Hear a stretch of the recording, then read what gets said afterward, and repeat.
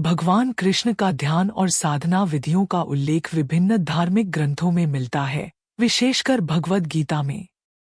हालांकि कृष्ण ध्यान की विशेष विधि का वर्णन कहीं स्पष्ट रूप से नहीं मिलता, लेकिन उनके उपदेशों और शिक्षाओं से कुछ मुख्य बिंदुओं को समझा जा सकता है।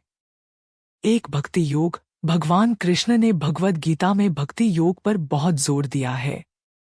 इसमें ईश्वर के प्रति पूर्ण समर्पण और प्रेम महत्वपूर्ण है। भक्त को भगवान के रूप, गुण और लीलाओं का ध्यान करना चाहिए।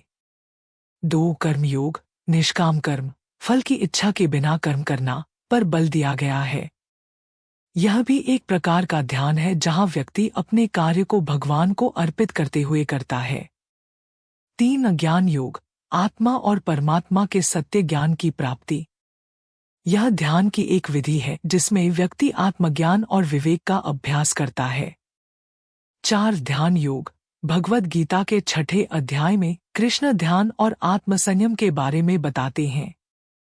वे ध्यान के माध्यम से मन को नियंत्रित करने और आत्मा की शुद्धता की प्राप्ति की विधि बताते हैं।